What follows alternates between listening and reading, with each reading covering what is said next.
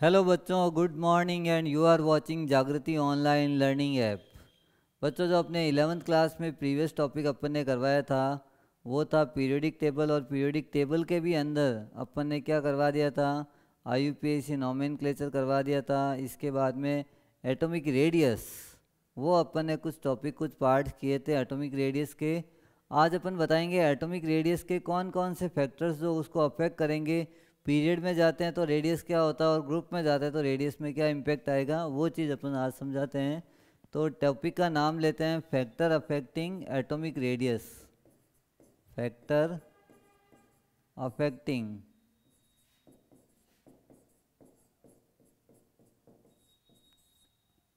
Atomic radius. Factor affecting atomic radius का मतलब है कौन कौन से फैक्टर्स है जो एटॉमिक रेडियस या एटॉमिक साइज को अफेक्ट करेंगे, और कौन कौन से फैक्टर्स जो है वो अप टू डाउन में क्या इम्पैक्ट आएगा और लेफ़्ट टू राइट में क्या इम्पैक्ट आएगा। जनरली अपन देखते हैं, आपको पीरियोडिक टेबल पूरे का बताते हैं कि भाई अगर अपन लेफ़्ट टू राइट जाएंगे तो ये साइज जो है वो धीरे धीरे क्या हो रही है, डिक्रीज हो रही है। तो अपन कहते हैं from in the period left to right atomic size decreases. लेकिन जैसे जैसे ऊपर से नीचे जाएंगे, ग्रुप में जाएंगे, तो एटॉमिक साइज क्या हो रहा है, इंक्रीज हो रहा है। तो ये ग्रुप और पीरियड का ये डिफरेंस है। पीरियड में जाएंगे तो क्या इम्पैक्ट होता है, कौन कौन से फैक्टर्स जो है साइज को डिक्रीज करते हैं, और ग्रुप में अगर जाएंगे तो कौन कौन से फैक्टर्स जो है वो साइज को इंक्रीज करते हैं। ये सारी चीज़ें अपन पढ़ते हैं। तो बात करते हैं इसके अंदर फर्स्ट टॉपिक का। एटॉमिक साइज के अंदर ही फर्स्ट टॉपिक अपन पढ़ते हैं जेड इफेक्ट या इफेक्टिव न्यूक्लियर चार्ज। फर्स्ट है जेड इफेक्ट। तो जेड इफेक्टिव न्यूक्लियर चार्ज होता क्या है, जनरली क्या होता है, अपन कहते हैं पीरियड्स के अंदर, पीरियड होता है लेफ़्ट टू राइट और अप टू डाउन होता है ग्रुप। पीरियड्स के अंदर अपन कहते हैं कि जो सेल है वो सेल तो फिक्स होता है, लेकिन न्यूक्लियस के अंदर नंबर ऑफ़ प्रोटॉन्स जो है वो इंक्रीज होता है। तो नंबर ऑफ़ प्रोटॉन्स अगर इंक्रीज होंगे तो इफेक्टिव न्यूक्लियर चार्ज भी इंक्रीज होता है। तो अपन लिख देते हैं इसके बारे में, it is depend on number of proton in the nucleus.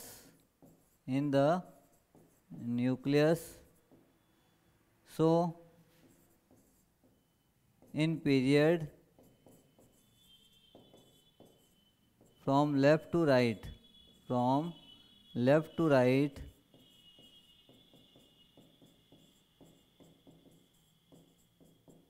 atomic size decreases। Atomic size क्या हो रहा है, डिक्रीज हो रहा है लेफ़्ट टू राइट, क्योंकि नंबर ऑफ़ प्रोटॉन्स इंक्रीज हो रहे हैं। और नंबर ऑफ़ प्रोटॉन जितने ज़्यादा होंगे उनका इफेक्टिव न्यूक्लियर चार्ज उतना ही क्या होगा, ज़्यादा होगा। ये अपन समझाते हैं। देखो, ये न्यूक्लियस है, ये सेल्स है इनकी, फर्स्ट सेकंड थर्ड, और यहाँ इलेक्ट्रॉन्स है मान लो।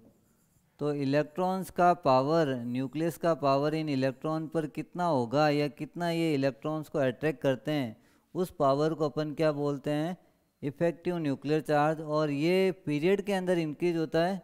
और पीरियड के अंदर इंक्रीज क्यों हो रहा है, क्योंकि नंबर ऑफ़ सेल्स तो वही है, सेल्स वही है, लेकिन नंबर ऑफ़ प्रोटॉन इंक्रीज हो रहा है। जैसे अगर सोडियम की बात करें तो सोडियम में नंबर ऑफ़ प्रोटॉन सेंटर में क्या होता है, 11, फिर मैग्नीशियम में 12।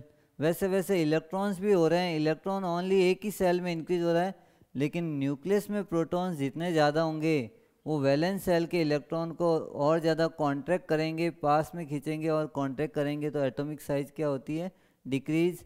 अगर आपको इसका फॉर्मूला याद रखना है तो क्या लिखेंगे, Z effect is inversely proportional to atomic size. ये बढ़ेगा तो साइज घटेगी, एटॉमिक साइज या रेडियस। तो जितना जेड इफेक्ट इंक्रीज होगा वैसे ही वैसे क्या हो जाएगा, साइज भी क्या होगा। तो अगर अपन सोडियम से कहाँ की तरफ, क्लोरीन की तरफ जाएं, सोडियम, मैग्नीशियम, एल्यूमिनियम, सिलिकॉन, फिर क्या आएगा, फॉस्फोरस, फिर ऑक्सी सल्फर, फिर ये आता है क्लोरीन। वहाँ तक अगर जाएंगे तो एटॉमिक साइज रेगुलरली डिक्रीज होता है। हालांकि लास्ट जो इनर्ट गैस आती है आर्गन, उसमें स्लाइटली इंक्रीज होता है, क्योंकि सेल्स कंप्लीट हो जाते हैं तो वो स्लाइटली थोड़ा सा इंक्रीज होता है। लेकिन पीरियड के अंदर लेफ़्ट टू राइट में साइज क्या होता है, डिक्रीज। और यहाँ इसके बाद में सेकंड टॉपिक का बात करते हैं अपन। सेकंड टॉपिक में लिखेंगे नंबर ऑफ सेल्स। देखो नंबर ऑफ सेल्स जो होता है वो ग्रुप में इंक्रीज होता है। कैसे इंक्रीज होता है, मान लो हाइड्रोजन है तो हाइड्रोजन में फर्स्ट सेल ही है, एक ही सेल है, तो ये है। अब हाइड्रोजन के नीचे कौन आता है, लिथियम, तो इसमें कितनी सेल्स आएगी, 2 सेल्स आएगी। लिथियम के नीचे आएगा सोडियम, तो सोडियम में अपन कहेंगे 3 सेल्स आएगी। तो जैसे जैसे ऊपर से नीचे जाएंगे या ग्रुप में अप टू डाउन जाएंगे तो एटॉमिक साइज क्या होती है, इंक्रीज। तो यहाँ अपन लिख देते हैं in the group from up to down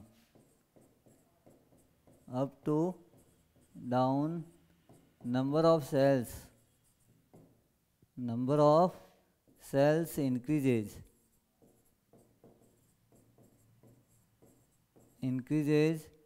so atomic size also increases.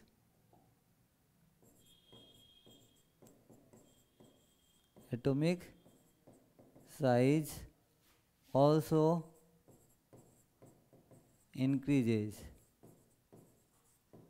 और यहाँ अगर अपन को फॉर्मूला लिखना है तो क्या लिखेंगे, number of shells proportional to atomic radius या एटॉमिक साइज, एटॉमिक रेडियस। तो ये अपन ने बताया कि कैसे साइज बढ़ेगा तो नंबर ऑफ सेल्स बढ़ेगा तो एटॉमिक रेडियस इंक्रीज होगा या डिक्रीज होगा। ये चीज़ अपन को क्लियर होनी चाहिए। जैसे जैसे नंबर ऑफ सेल्स इंक्रीज हुआ वैसे वैसे इनका साइज भी क्या हुआ, इंक्रीज हुआ। ये डिपेंड करता है ग्रुप के अंदर अप टू डाउन में नंबर ऑफ सेल्स इंक्रीज होते हैं। थर्ड एक टॉपिक और कर लेते हैं, shielding effect, SHIELD, shielding effect. Shielding effect क्या होता है ये पहले समझते हैं और फिर इसके बारे में लिखेंगे अपन। पहले इसके बारे में समझने के लिए मैं बता दूं आपको कि ये मान लो न्यूक्लियस है और न्यूक्लियस के बाद क्या होती है, सेल्स। और यहाँ मान लो फर्स्ट में 2 इलेक्ट्रॉन्स, इलेक्ट्रॉन्स को थोड़ा अलग कलर से दिखा देते हैं ताकि आपको समझने में ईजी रहे। ये 2 इलेक्ट्रॉन यहाँ आ जाएंगे, 8 इलेक्ट्रॉन्स, 3 4 5 6 7 8। और ये यहाँ पर आगे आगे इलेक्ट्रॉन्स इंक्रीज हो रहे हैं नई सेल्स में। तो अपन कह रहे हैं न्यूक्लियस का जो इफ़ेक्ट है यहाँ पर थोड़ा ज़्यादा है और वहाँ पर थोड़ा सा क्या है, कम है। तो ये क्या कर रहे हैं, अंदर वाले इलेक्ट्रॉन्स बाहर वाले इलेक्ट्रॉन्स को भी रिपेल कर रहे हैं। अगर अंदर वाले इलेक्ट्रॉन्स बाहर वाले इलेक्ट्रॉन को रिपेल करेंगे या न्यूक्लियस का पावर वहाँ तक जाने से प्रोटेक्ट करेंगे तो इसी इफेक्ट को अपन क्या बोलते हैं, शील्डिंग इफेक्ट। अब अंदर जितने ज़्यादा नंबर ऑफ इलेक्ट्रॉन्स होंगे वो वैलेंस सेल के इलेक्ट्रॉन को उतना ही ज़्यादा रिपेल करेंगे और रिपेल करेंगे तो शील्डिंग इफेक्ट भी क्या होगा, इंक्रीज होगा। अगर शील्डिंग इफेक्ट इंक्रीज हो जाता है तो एटॉमिक साइज भी क्या हो जाएगी, इंक्रीज होगी। Shielding effect is directly proportional to atomic size. तो इसके बारे में अपन लिख देते हैं। पहले आपको ये इफेक्ट समझना पड़ेगा। जैसे न्यूक्लियस है और न्यूक्लियस के बाद ये फर्स्ट सेल, फिर सेकंड सेल, फिर थर्ड सेल। तो सेकंड सेल के इलेक्ट्रॉन्स ये घूम रहे हैं यहाँ पे, ये इलेक्ट्रॉन्स वैलेंस सेल के इलेक्ट्रॉन्स को क्या कर रहे हैं, रिपेल कर रहे हैं। और न्यूक्लियस का पावर जो है वहाँ तक जाने से प्रोटेक्ट भी कर रहे हैं, न्यूक्लियस को प्रोटेक्ट कर रहे हैं। आपने न्यूक्लियस को प्रोटेक्ट कर लिया तो न्यूक्लियस का इफेक्ट बाहर क्या हो जाएगा, कम हो जाएगा। और कम हो जाएगा तो यहाँ पर अपन कहेंगे एटॉमिक साइज क्या हो जाएगी, इंक्रीज हो जाएगी। तो इसको अपन लिख देते हैं लैंग्वेज में। लिखा हुआ सब जगह काम आता है, देखा हुआ काम नहीं आता है, जितना लिखा हुआ काम आता है। तो आप इसमें लिखते हैं क्या है, in the atom inner shells electron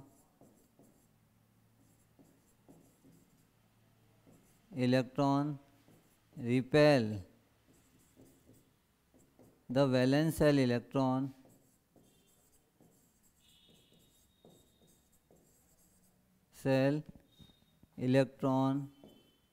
and protect the effect of nucleus on valence cell electron. Valence cell electron, that is known as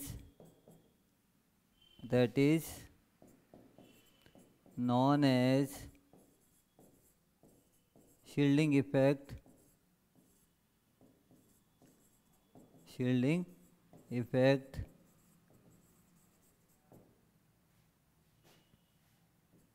By this effect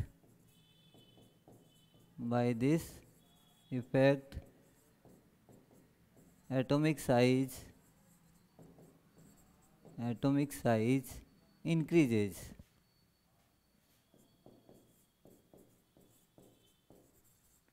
ये जितना ज़्यादा इफेक्ट होगा वो एटॉमिक साइज उतना ही ज़्यादा क्या होगा, इंक्रीज होगा. ये मल्टी इलेक्ट्रॉनिक एटम्स में काम करते हैं. डी एंड एफ ब्लॉक के एलिमेंट है उसमें ये इफेक्ट मिलेगा आपको ज़्यादा, लेकिन अपने एस और पी ब्लॉक में इतना ज़्यादा इफेक्ट नहीं होता है. लेकिन फिर भी जैसे जैसे नंबर ऑफ सेल्स इंक्रीज होती है तो ये शील्डिंग इफेक्ट भी इंक्रीज हो जाता है. तो यहाँ अपन क्या लिखेंगे, shielding effect, SHIELD, shielding effect is directly proportional to atomic radius. जितना ज़्यादा ये इफेक्ट होगा उसका साइज उतना ही क्या होगा, ज़्यादा होगा. ये shielding effect multi electronic atoms के लिए एप्लीकेबल है, फर्स्ट और सेकंड सेल्स के लिए एप्लीकेबल नहीं है. थर्ड फोर्थ फिफ्थ सेल जब आती है तब ये इफेक्ट और भी ज़्यादा होता था. तब अपन कहेंगे ये सेल्स का साइज़ क्या हो जाता है, इंक्रीज हो जाता है. और इसी को अपन क्या बोलते हैं, शील्डिंग इफेक्ट या स्क्रीनिंग इफेक्ट. तो ये अपन ने जो टॉपिक पढ़े हैं वो सारे क्या फैक्टर्स अफेक्टिंग एटॉमिक साइज या एटॉमिक रेडियस में 3 फैक्टर्स पढ़ लिए. एक तो इफेक्टिव न्यूक्लियर चार्ज, वो पीरियड में इंक्रीज होता है तो साइज क्या हो जाएगी, डिक्रीज. और अप टू डाउन में नंबर ऑफ सेल्स इंक्रीज होता है तो साइज इंक्रीज हो जाती है. लेकिन अगर अपन कहते हैं शील्डिंग इफेक्ट क्या होता है, तो ये इसको इफेक्ट को आपको ध्यान रखना है. इनर सेल्स इलेक्ट्रॉन्स जो है वो वैलेंस सेल इलेक्ट्रॉन को रिपेल करते हैं और न्यूक्लियस के इफेक्ट को भी जाने से प्रोटेक्ट करते हैं. इसी को अपन क्या बोलते हैं यहाँ पे, शील्डिंग इफेक्ट, स्क्रीनिंग इफेक्ट. अब न्यू टॉपिक अपन स्टार्ट करते हैं, आयोनाइजेशन एंथैल्पी. एटॉमिक साइज के बाद सेकंड टॉपिक आता है अपना आयोनाइजेशन एंथैल्पी.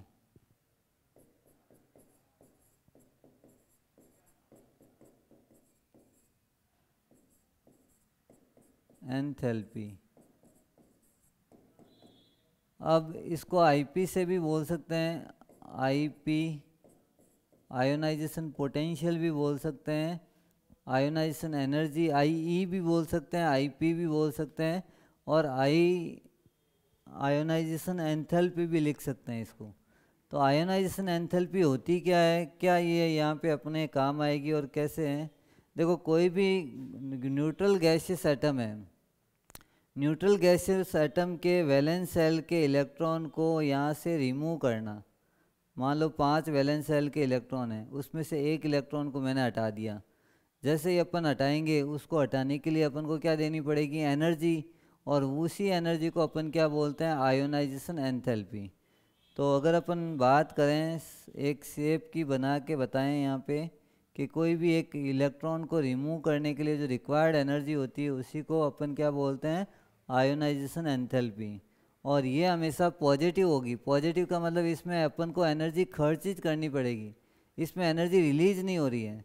तो ये हमेशा क्या होता है, एंडोथर्मिक प्रोसेस है, पॉजिटिव होता है. तो इसकी डेफिनेशन लिखते हैं, in neutral gaseous atom to remove neutral isolated gaseous atom. Isolated भी लिख देते हैं। आइसोलेटेड का मतलब है किसी से बॉन्डेड नहीं होना चाहिए वो atom. Isolated gases atom to remove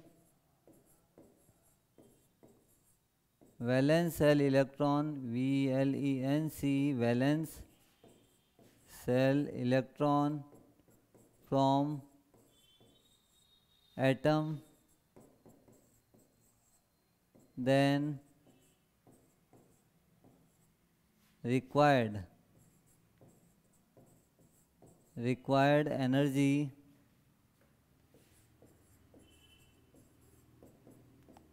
is known as ionization enthalpy.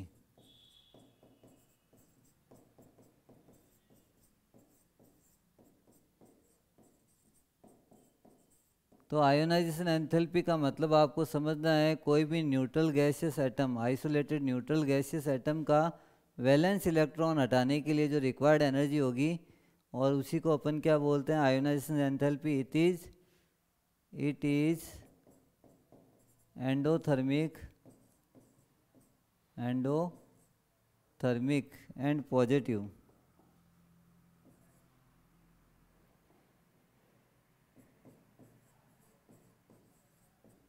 Thermic and positive. ये एंडोथर्मिक भी होता है और पॉजिटिव भी होता है। देखो इसको समझने के लिए डायग्राम से बता देते हैं। ये nucleus first shell, second shell और ये थर्ड सेल। और थर्ड सेल में अपन कह रहे हैं यहाँ इलेक्ट्रॉन्स है, ये 2 इलेक्ट्रॉन है, यहाँ अपने पास 8 इलेक्ट्रॉन है और यहाँ 1 इलेक्ट्रॉन है। अब ये मैंने स्ट्रक्चर जो बनाया वो सोडियम का बनाया। सोडियम का क्यों बनाया है, कॉन्फ़िगरेशन होता है 281 या 1s2 2s2 2p6 3s1। अब ये कॉन्फ़िगरेशन है, वैलेंस सेल में 1 इलेक्ट्रॉन है। अब मैंने इनको दी एनर्जी, और एनर्जी कौन सी दी, IP का मतलब आयोनाइजेशन पोटेंशियल या आयोनाइजेशन एंथैल्पी एनर्जी दे दी। ये एनर्जी दे दी मैंने, और देने के बाद में ये nucleus first shell, second shell, और सेकंड सेल में अपन क्या कहते हैं, इलेक्ट्रॉन कितने रह गए यहाँ पे, 8 इलेक्ट्रॉन, 1 2 3 4 5 6 7 8, और इसमें 2 इलेक्ट्रॉन प्लस 1 इलेक्ट्रॉन लूज हो गया। तो ये जो एनर्जी मैंने दी है, जिससे अपन कहते हैं ये एटम में से वैलेंस सेल का इलेक्ट्रॉन रिमूव करने के लिए जो रिक्वायर्ड एनर्जी मिली, या रिक्वायर्ड एनर्जी जो अपन ने दी है, उसी को अपन क्या बोलते हैं, आयोनाइजेशन एंथैल्पी या आयोनाइजेशन पोटेंशियल। लेकिन ये गैसियस न्यूट्रल एटम होने चाहिए। गैसियस का मतलब है गैसियस स्टेट में होना चाहिए और किसी से बॉन्डेड नहीं होना चाहिए। उनके लिए अपन एनर्जी को बोलते हैं आयोनाइजेशन एंथैल्पी या आयोनाइजेशन पोटेंशियल। ये हमेशा एंडोथर्मिक है। एंडोथर्मिक का मतलब हीट इसमें इन्वॉल्व होता है, एनर्जी ये लेता है, एनर्जी को एब्जॉर्ब करता है, इसलिए इसको अपन क्या बोलते हैं, ये एंडोथर्मिक प्रोसेस है। अब यहाँ अपन बता रहे हैं कि कैसे इलेक्ट्रॉन्स को रिमूव किया, कैसे ये बना और किस टाइप से ये कैटाइन बना। ये Na था सोडियम, अब Na जो है वो किस में चेंज हो गया, कैटाइन में। तो कैटाइन में कन्वर्ट करने के लिए जो एनर्जी अपन ने दी है उसी को अपन क्या बोलते हैं, आयोनाइजेशन एंथैल्पी, पॉजिटिव होती है। अब इसमें अपन को 1-2 चीज़ें और ध्यान रखनी है। जैसे अपन क्वेश्चन पूछ सकते हैं, मैग्नीशियम को मैग्नीशियम +2 में बनने के लिए अपन को 2 एनर्जी देनी है, IP फर्स्ट और IP सेकंड, कौन सी वाली ज़्यादा होगी। तो ये अपन एक क्वेश्चन लिख के बताएंगे ताकि आपको क्वेश्चन समझ में आए, आंसर क्या लिखना है वो भी समझ में आए।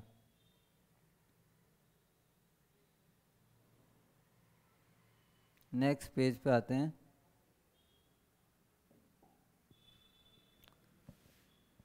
क्वेश्चन ये है, magnesium 2 Mg+2 ion first and second IP which is greater,